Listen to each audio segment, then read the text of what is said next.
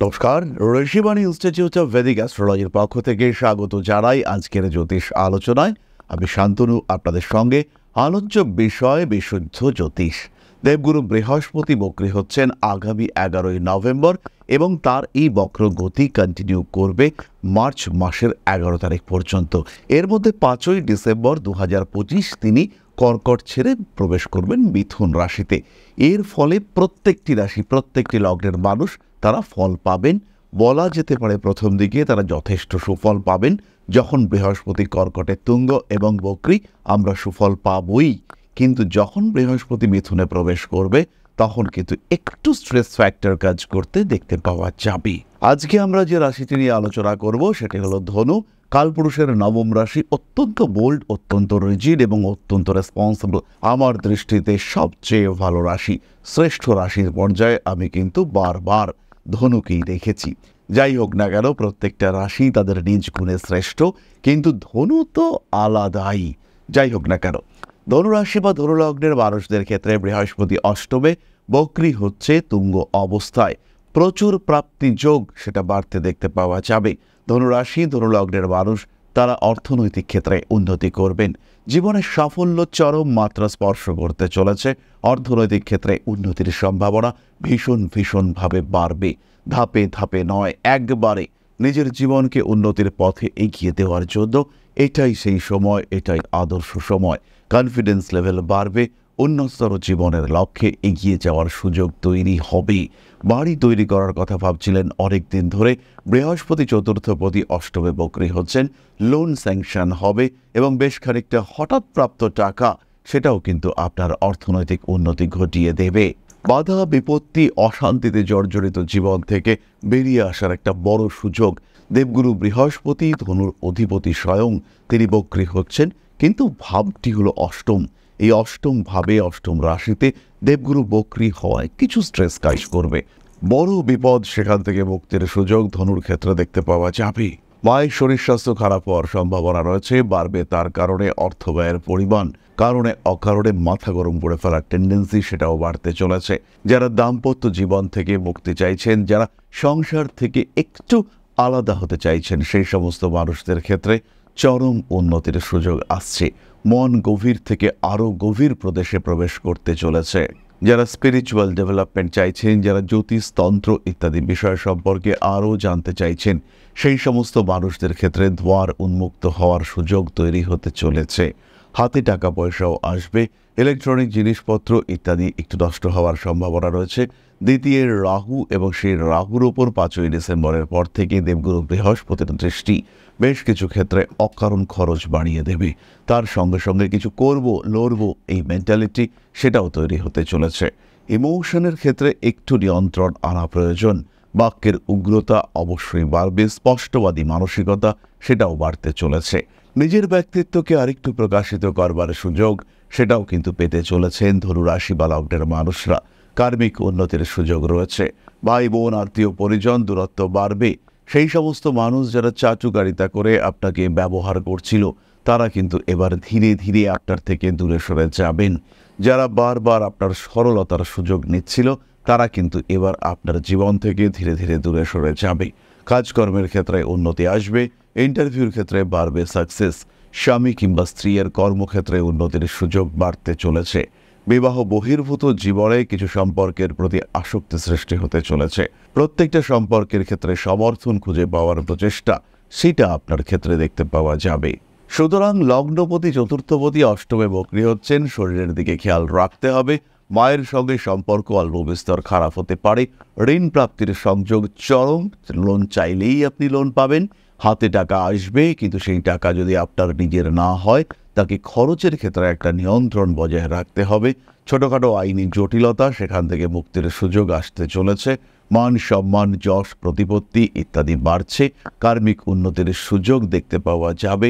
ভারী কাজকর্ম অ্যাভয়েড করার চেষ্টা এটা অবশ্যই করতে হবে। মানসিক দিক থেকে চাপ আসতে পারে। নিজের উপর নিয়ন্ত্রণ অবশ্যই রাখতে হবে। ভালোবাসার জায়গাগুলিকে আরেকটু প্রকট করে তুলবার চেষ্টা অবশ্যই করা উচিত।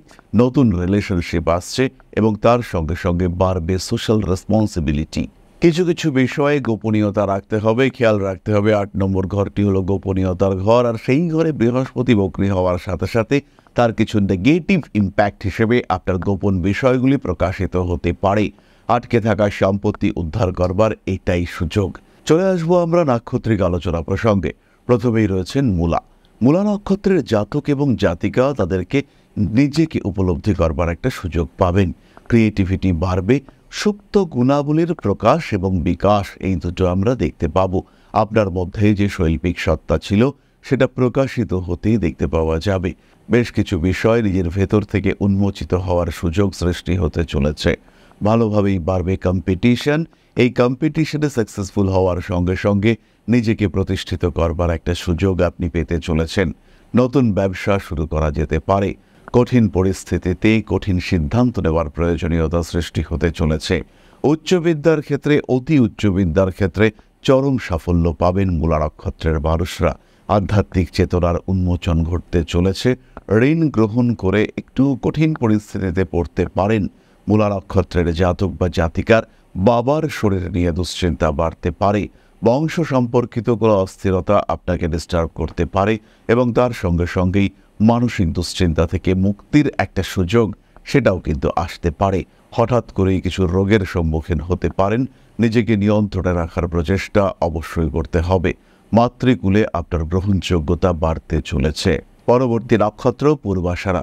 রিলেশনশিপের ক্ষেত্রে উন্নতি আসবে। একটু বেশি ঘনিষ্ঠতা আপনার জীবনে সমস্যা ডেকে আনতে পারে।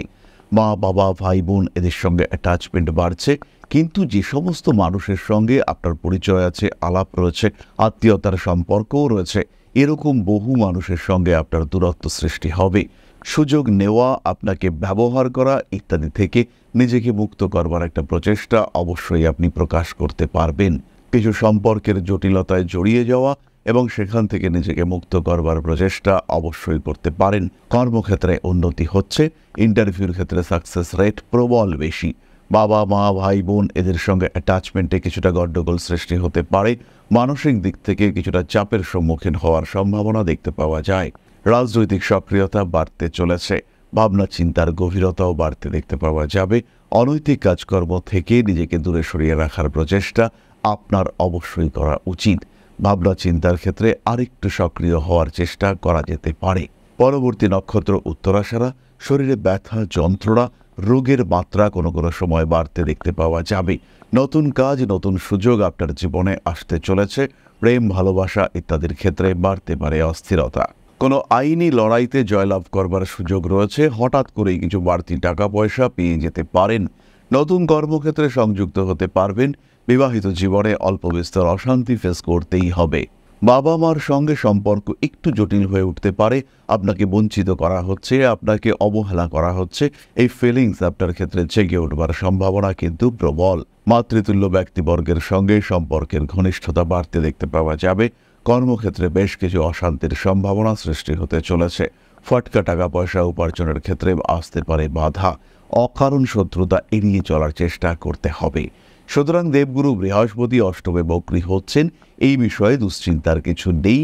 তবে একটু সাবধানতা অবশ্যই আপনাকে গ্রহণ করতে হবে। প্রত্যেকটা কাজের মধ্যে কিছু সিস্টেম ফলো করার চিন্তা চেষ্টা এটাও অবশ্যই করতে হবে।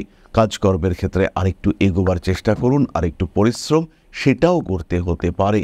যাই করুন না কেন সেখানে যেন একটা সিস্টেম থাকে। যেটাই আপনি করুন না কেন সেখানে যেন একটা সমৃদ্ধ ব্যবস্থাপনা থাকে। নিজের সৃজনশীলতাকে জাগিয়ে তোলার চেষ্টা করুন। নিজের সুপ্ত প্রতিভা তাকেও জাগ্রত করবার চেষ্টা করুন। জ্যোতিষতন্ত্র ইত্যাদি শিক্ষার প্রতি আগ্রহ বাড়বে। এই আগ্রহ আপনার ক্ষেত্রে ভীষণ ভীষণ পজিটিভ হতে চলেছে। ভাইবস ফিল করবার চেষ্টা করুন, ভালো থাকার চেষ্টা অবশ্যই করুন। তাহলে এবার আমরা চলে আসব আলোচনার পরবর্তী পর্যায়ে, অর্থাৎ আপনাদের প্রশ্নে জ্যোতিষের উত্তর। তবে তার আগে একটি ছোট্ট বিষয় আপনাদের সঙ্গে শেয়ার করার চেষ্টা করব।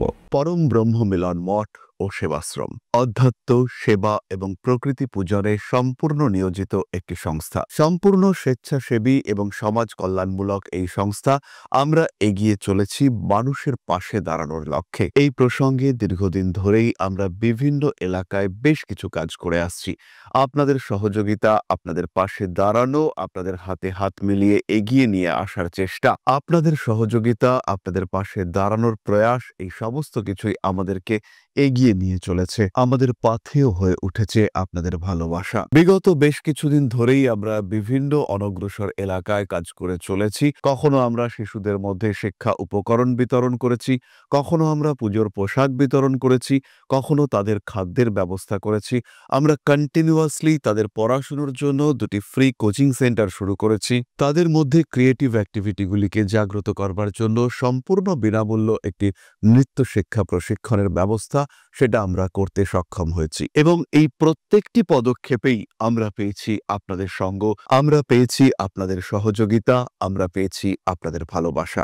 আমরা শীতকালে কম্বল বিতরণ করেছি, আমরা মায়েদের মধ্যে খাদ্য উপকরণ, পুষ্টি উপকরণ বিতরণ করেছি, আমরা বিতরণ করেছি ডেঙ্গুর সময় প্রচুর মশারি। এই প্রত্যেকটি কাজেই আপনারা ছিলেন আমাদের পাশে। বর্তমানে মানুষের ভালোবাসায় আমরা ধীরে ধীরে আরেকটু বড় হয়ে উঠছি। এই অবস্থায় বর্তমান পরিস্থিতিতে এই কাজগুলিকে আরো এগিয়ে নিয়ে যাওয়ার জন্য, সুষ্ঠুভাবে করবার জন্য প্রয়োজন একটি পরিকাঠামো। তাই আমরা চিন্তা ভাবনা করছি একটি আশ্রম ফরমেশনের, এবং এর জন্য প্রয়োজন জমি, এর জন্য প্রয়োজন পরিকাঠামো। তাই যারা আমাদের সাবস্ক্রাইবার রয়েছেন, যারা আমাদের ভিউয়ার রয়েছেন, যারা আমাদের ফলোয়ার রয়েছেন, যারা আমাদেরকে ভালোবাসেন, যারা আমাদের পাশে থাকেন, প্রত্যেকটি সহানুভূতিশীল মানুষের কাছে আমাদের অনুরোধ, সাধ্যমতো সামান্য পরিমাণে আপনারা এগিয়ে আসুন। বিন্দু বিন্দুতে সম্পূর্ণ হবে সিন্ধুর গঠন, তৈরি হবে পরম ব্রহ্মমিলন মঠ ও সেবাশ্রমের পরিকাঠামো। তাই যারা বিভিন্ন সময় বিভিন্ন অবস্থায় মানুষের পাশে গিয়ে দাঁড়ান, যারা প্রকৃতিকে ভালোবাসেন, যারা জীবনকে এগিয়ে নিয়ে যাওয়ার পথে অন্যকে সাহায্য করতে পছন্দ করেন, সেরকম প্রত্যেকটি মানুষের কাছে আমাদের সাধারণ অনুরোধ, আমাদের এই মহৎ উদ্দেশ্যকে সফল করে তুলবার জন্য যতটুকু সম্ভব, যতটুকু সাধ্য, অবশ্যই এগিয়ে আসুন, বাড়িয়ে দিন সামান্য সহযোগিতার হাত। অধ্যাত্ম, সেবা এবং প্রকৃতি পূজনের এই মহান কর্মে, মহান ব্রতে ব্রতী হয়েছি আমরা। আমাদের সঙ্গে হাতে হাত মিলিয়ে আপনারাও যতটুকু সম্ভব এগিয়ে আসুন। সবার প্রচেষ্টায় এই বিরাট কর্মযজ্ঞ সাফল্যমণ্ডিত হবে। সবাইকে জানাই অগ্রিম ধন্যবাদ। আমরা জানি আপনাদের সহযোগিতা আমরা পাবো। বেশ কিছুদিন ধরেই বহু মানুষ আমাদেরকে সাহায্য করে চলেছেন, কারণ আমাদের ইন্ডিভিজুয়াল সামর্থ্য অতি ক্ষুদ্র, তার মাধ্যমে এই মহৎ কার্যগুলিকে সম্পূর্ণ করা সম্ভব নয়। তাই প্রত্যেকের ছোট্ট ছোট্ট সহযোগিতার হাত আমাদেরকে এগিয়ে নিয়ে চলেছে। আমরা এগিয়ে চলেছি সাফল্যের লক্ষ্যে। আপনাদের ভালোবাসা এভাবেই আমাদের পাশে থাক, আমরা সফল হবই। তাহলে এবার আমরা চলে আসি আপনাদের প্রশ্ন প্রসঙ্গে। প্রশ্ন করেছেন তমালি চক্রবর্তী, 3/11/1994, 1:45 AM, কলকাতা। ক্যারিয়ার আর আফটার ম্যারেজ লাইফ নিয়ে একটু বলবেন প্লিজ। তমালি, তোমার জন্মকুণ্ডলিতে সিংহ লগ্ন এবং তুলা রাশি, চন্দ্র শুক্র কানেক্টেড হয়ে রয়েছে, সেখানে বৃহস্পতি রয়েছে, কিন্তু লগ্নপতি রবি তিনি নিচস্থ হয়েছেন। তার সঙ্গে সঙ্গে জন্মকুণ্ডলিতে শনিদেব কিন্তু বক্রী এবং সক্ষেত্রী। যোগকারক গ্রহ মঙ্গল, তিনিও তোমার কুণ্ডলিতে নিজস্থ এবং নবমে কেতু।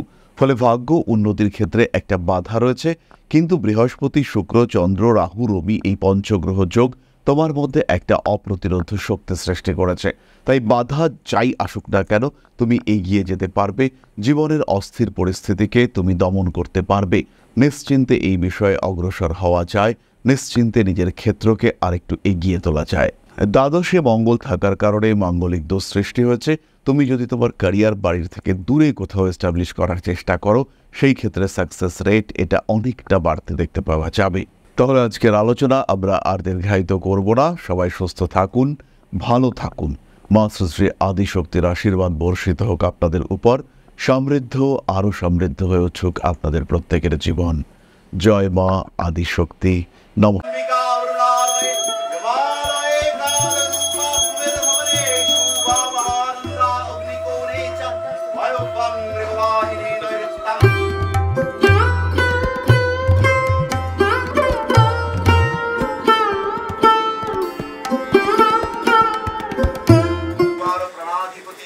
श्रीमद् दक्षिणा कालिका परिषदाय स्वाहा।